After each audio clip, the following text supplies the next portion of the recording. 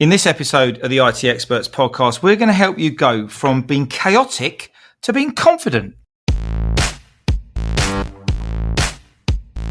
Welcome to the IT Experts podcast, the only podcast to help MSPs scale to 1 million, and if already there, get to 5 and go faster. At the end of the day, isn't it all about building a business that works for you rather than you for it? I hope you enjoy the show. So good morning, good afternoon, good evening, wherever you are. Welcome to the IT Experts podcast. Today we've wheeled out the big guns. We've got Stuart Warwick in the house today. Good afternoon, Stuart. Hello, Ian. Great to be here. How are you doing? I'm very, very well. Looking Good. forward to this session. Good. Right, today we are going to help you, MSP business owners there, get out of your own way. And what we mean by getting out of your own way is understanding in your own mind some of the blockers that you may have to being confident, some of the blockers that you may have that would release and find your potential and your success. And we're going to let you into our world a little bit today. We've never done this before. I'm going to be speaking with Stuart about a session that we did in the MSP Growth Hub last week with one of our clients who's had some amazing success in doing this. And Stuart will give us a little bit more context in a minute. And we're going to run through some of the things that this particular client did, where he was and why, and how he's changed his mindset and some of the actions that he took that's now made him a real business leader, a real, force to be reckoned with. And when he looks back over the last 2 or 3 years on the journey he's been on, it's kind of one of those things where he doesn't really recognize himself too much as a leader because he's just developed and grown so much. Because confidence does underpin success, Stuart, doesn't it? It does completely. And, just give us a bit of context around obviously we're not going to mention the names or anything like that about this particular client, but when we get a golden nugget, when we get some real success, we like to capture it and we like to put it in our vaults for training for others to give them help and support. Give us a bit of, why did you decide to have a conversation with this particular client to share with the rest of the Growth Hub? Yeah, I did it particularly because he is and was, and still is in the scheme of things, a relatively small MSP in terms of revenue. And the journey that he's been on, well, effectively, he's doubled the size of his business in 2 years. Wow. Just give us some numbers. Where was he and where is he? He was 210K 25 months ago. Right. And it's more than doubled the business, actually. It's about 120% growth on that business, but not a straight line curve. And the reason I wanted to focus on the growth, but also the profitability, because the profitability went from basically about 80 grand, which was a great lifestyle business. It was him and a couple of techs, if that, and it was a nice business. And we nearly didn't work with him, if you remember. But his attitude and his desire and his ambition was such that we went, do you know what? We're going to make an exception. Because if you're too small, you're still too much in the weeds, chasing everything, to be able to really step back and focus on what's required to scale up, because it's a different level of thinking and application. And so having taken him on, he's 16 times his revenue, his profitability in a year. However, his profits dropped because he was reinvesting the additional revenue that he was getting, the additional profit that he was getting in during this period of time. So there was a dip, a drop. We had to keep going, push through. And now just 24 months later, he's doubled the business. But more importantly, he's got more time back from the business. And his vision, instead of just joining us to make sure he could pay himself, because he was worried about maintaining his income, it was about where I can take this business, to his view of where he could take the business is now uncapped. Yeah. And so we've really tapped into his potential. We talk a lot about potential and everyone thinks, what the hell's all, tapping your potential. But he can now really, really see where he could take this business as opposed to a vehicle that just pays him a wage. And he was very much kind of in that lifestyle world that we see at the bottom of the MSP journey triangle, which is called Survive. But the reason I picked on him, because it's a great story, because so many MSPs, 96% of MSPs are turning over less than $1 million. So and he's not alone in our client base. There's amazing things on over a 24, 36 month period. But I think for the small guys, it's so much about who you are and who shows up day to day as the leader in your business. Is it the imposter who doesn't think they are of value to their client beyond just trading time for money? Or is it the hero in your business that is confidently focused on the value that you deliver day in, day out, and are confident to charge premium pricing, confident to put your packages together, confident to invest in marketing, confident to hire the next member of staff? And you end up with two different outcomes if the imposter is turning up every day or if the hero is turning up every day. Love it. Love it. Never heard you say that before, but I'm going to coin that phrase. I'm sure I'll use it on many other podcasts, but that's okay. We're going to talk about two things now. Number one, I want you to tell us what he actually did. And this is the kind of the actions, with regards to his sales and marketing. And then I want to talk about how he did it. How did he change his mindset because we know it's like kind of any successful business, keep your costs nice and slim, have a nice flow of leads, and look after your people. It's kind of like, Bob's your uncle, away you go.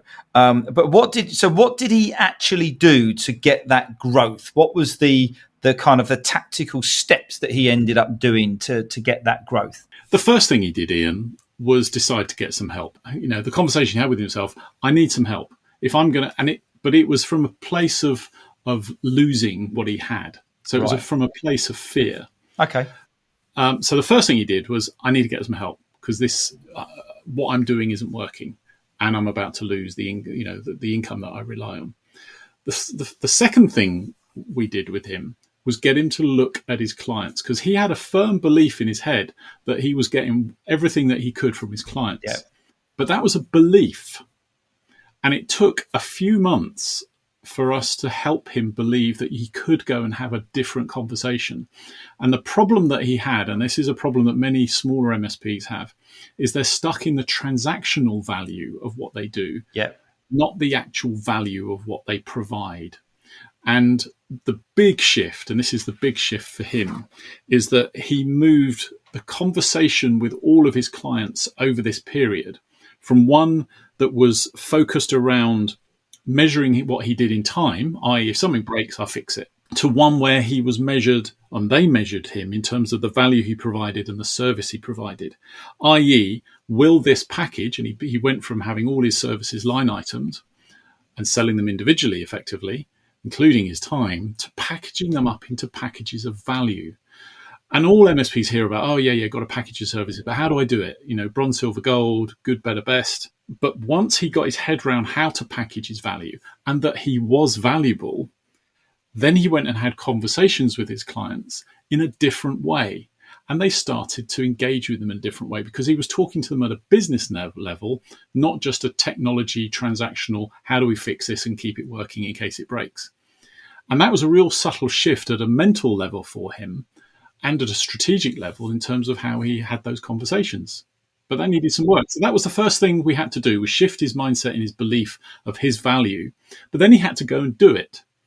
So then he set up calls with his clients. He started to go and see them. He started to, with our coaching, and we had to give him kind of phrases and ways of interacting with his clients to manage the conversation in a better way.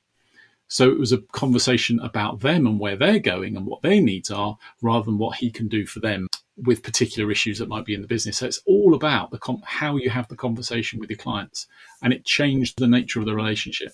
What that allowed him to then realize was that the low-hanging fruit in his business was his existing clients, whereas before he believed there wasn't any additional value that he could provide to his clients unless something broke. So, this sounds, to some people, this is going to sound like a bit of a fairy tale. He kind of didn't believe his business, then he did believe his business. Then when you start believing and really getting your value proposition and what you do and how you do it really clear and in your DNA, then you start to having different conversations, which is exactly what this guy did. He was having different conversations in his head that meant that he was having different conversations, with his clients, which led to, better rapport, better relationships, more improved business.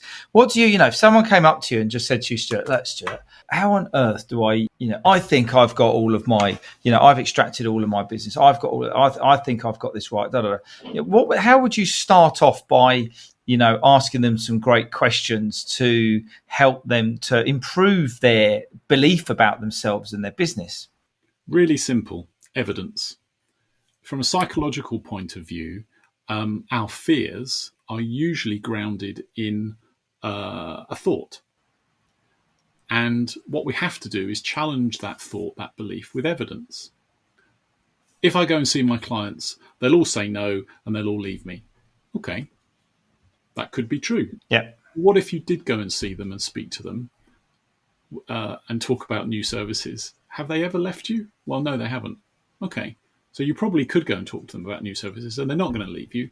But what you're worried about is that they might say no. Yes. Okay, so how could we make the conversation a better conversation for them to say yes? And okay, so I need to think about how I engage with my clients and what I talk to them about. Hence, do you see the shift? Yeah, absolutely. And it's the same with anything you do, if you end up in any argument with someone, someone, oh my God, this is going to happen, that's going to happen, oh, the world's going to explode, oh, the recession is going to be really bad. Based on what? Based on what the media want you to think, or based on the evidence that, in actual fact, last time we did this, it was, an absolute nightmare, or interest rates went up, or whatever it might be. And based on evidence, it's exactly that.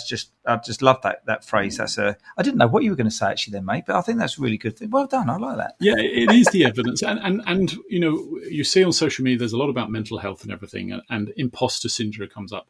I think every single person listening to this podcast will say yes to the fact that, have I ever doubted myself and feared the judgment of others? And that's imposter syndrome. So it shows up as fear of failure, fear of not being good enough, fear of being rejected.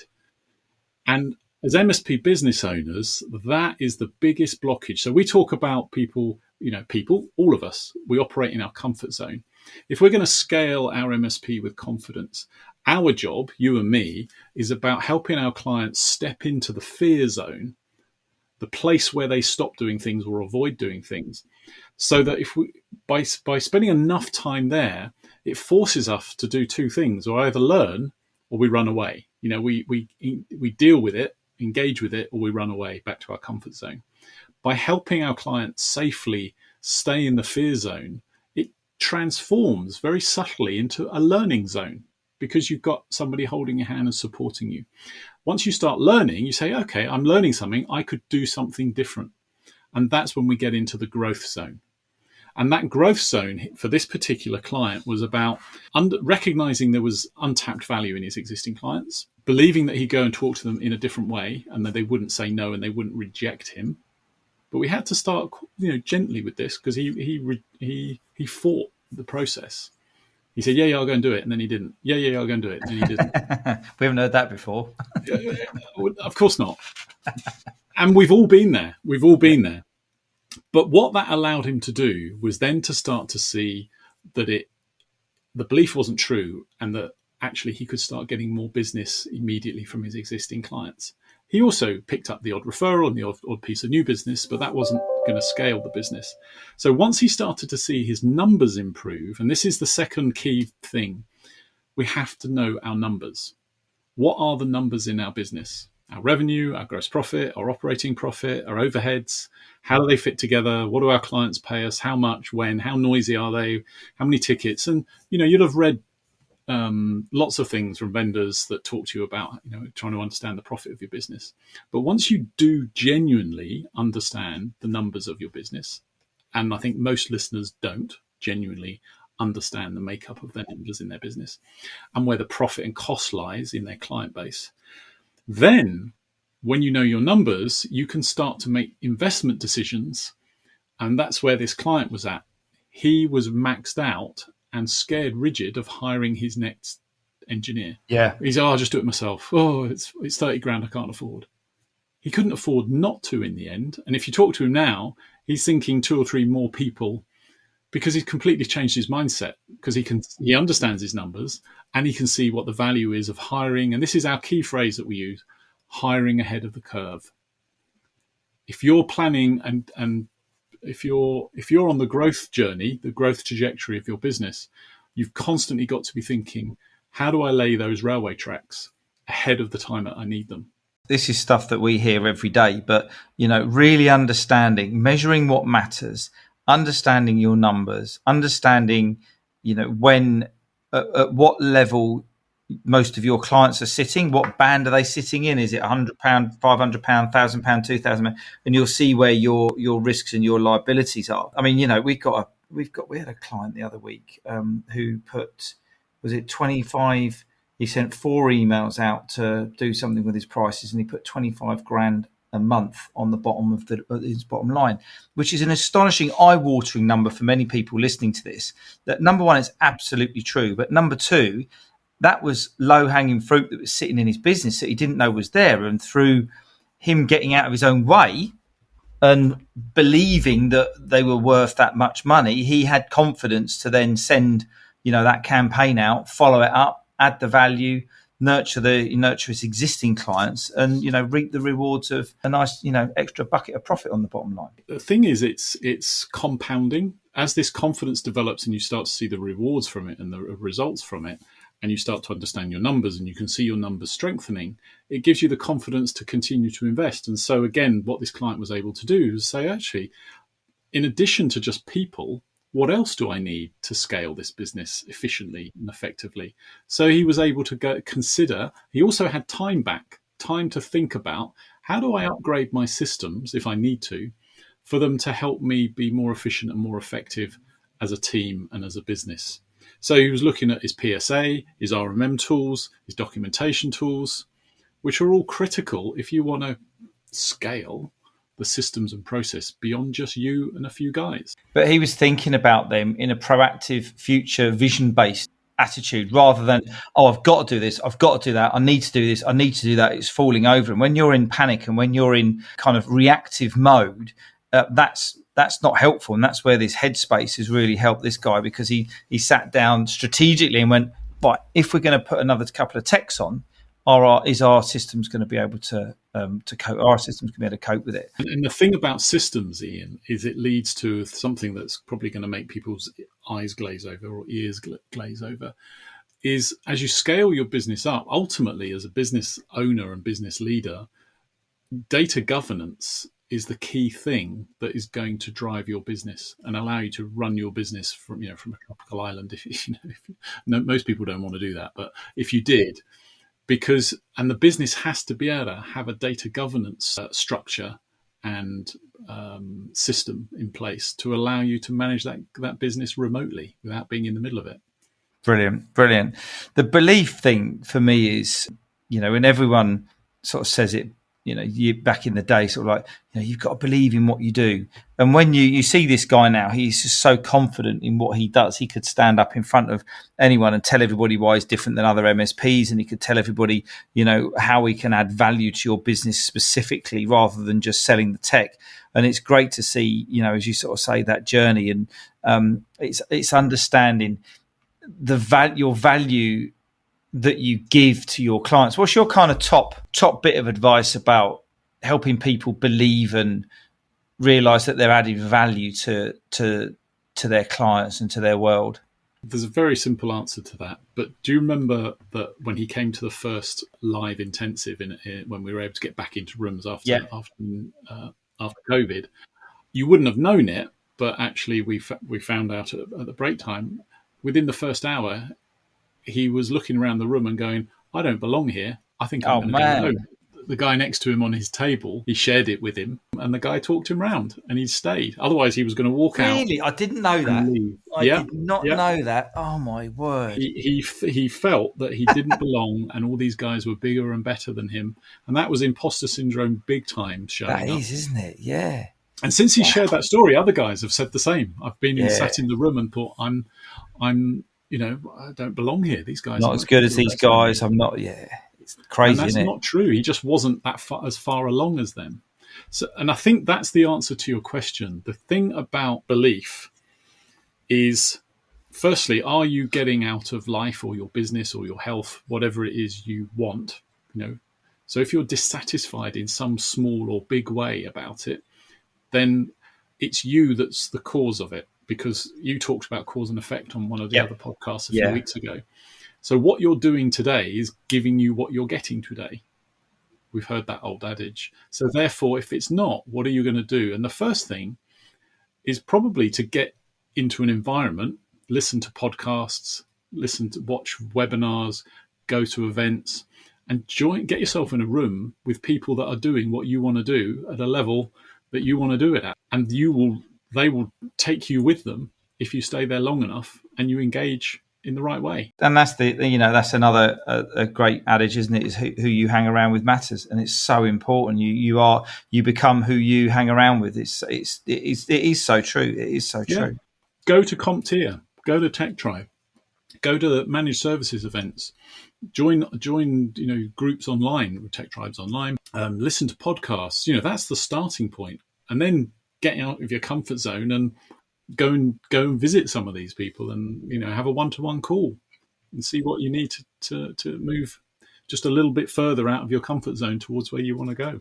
Flicking back on what you said earlier on, it's about evidence. It's about doing these things bit by bit. Don't try and boil the ocean. Don't try and eat an elephant all in one sitting. It's not going to be very good for your health, obviously. Stuart, any final thoughts before we wrap up? No, not at all. I think we've covered them. You've emptied the tank, and we've got everything we need on the. I think if I was to recap, it's don't be scared to employ ahead of the curve if you're going to scale up. Get out of your own way. Understand where you are getting it in your own way. And get out of it. Know your numbers. Be part of the right. Get yourself a mentor, a support group. Join in with people that are doing what you want to do. And think about, when you've got the right time and confident in your money, about how you upgrade your systems and processes to support the next stage of growth. But those first four are the key ones. Fantastic. And I'm just going to add on to this as well. And, for anybody who knows Stuart and ourselves, anytime you want to reach out and just have a chat, then just feel free. We're always around. I'm going to drop a link in the show notes to the MSP Mastery quiz. And if any of this today has resonated with you, I want you to go and take that quiz. And don't worry, you're not going to get spammed. We're not going to get a whole sales force to get straight on the phone to you and try and sell you something. But the reason I want you to take the quiz is because you'll get an individual report on where you are, where your potential is, and you start to understand some of the individual stepping stones and the individual building blocks to help you, get out of your own way, help you build that confidence so you can go from a techie business owner to a confident business leader. It only takes a couple of minutes to do it. You'll get an email sent straight back with the PDF report. But as I say, I'll pop a link in the show notes, and I really, really do encourage you to go and do that, because it just does tie in with what we've been talking about today. That's been great. Well, thanks ever so much for your time again this afternoon, Stuart. Absolute golden nuggets as usual. I look forward to catching up with all you guys on the next podcast. See you all soon. Yeah, it's been a pleasure, Ian. Bye, everybody. So I hope you enjoyed the show. If you did, I'd love it if you could leave a rating and review on your favourite podcast platform. If you want to learn more about how to take your MSP to $1 million, or if you're already there, go faster, then come and join Stuart Warwick and myself in the Scale with Confidence Facebook group. The link is in the show notes. You go and enjoy the rest of your day, and I look forward to connecting with you soon.